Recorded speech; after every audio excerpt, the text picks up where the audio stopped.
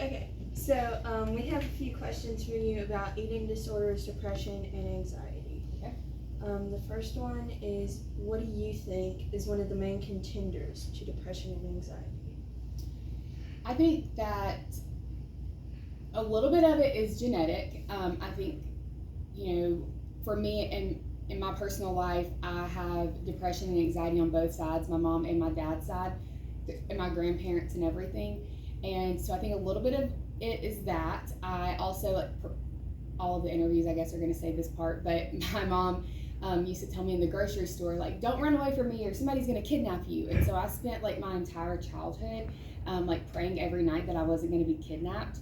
And also the news, like my parents watched the news every evening when I was growing up. And so there was like John Benet Ramsey and Elizabeth Smart when I was growing up. They were both kidnapped and one of them was killed. And so then my brain, I was too young to know that, but I was knowing it. And so then I was constantly afraid that was going to happen to me.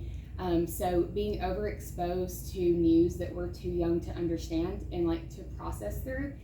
And then lastly, I really do feel that social media has a lot to do with it. I have social media. I'm not sitting here saying don't have it, but I think just being mindful of what you're looking at on social media, and if that's contributing to you feeling bad about yourself, then unfollow those accounts.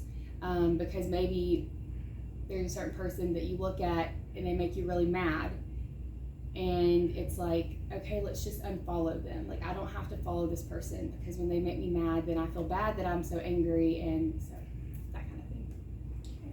You want to ask the next question? How do you think mental illness is affecting society?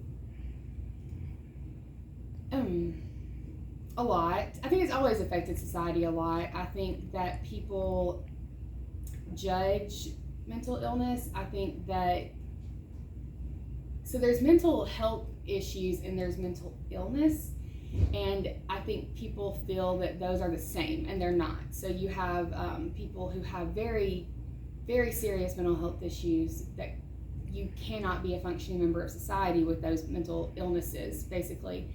And then you have mental health problems like depression and anxiety, and sometimes those can spiral all the way to mental illness, but they don't have to.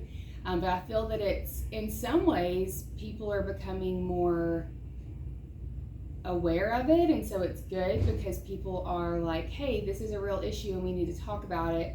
But in some ways, I think everybody's like, oh, I need mental health days and I need a break and I need all of this, and it's like, no, we have to learn to function with it. So it affects society a lot. I just can't really even put into words how much. So. How do you think depression is linked to eating disorders?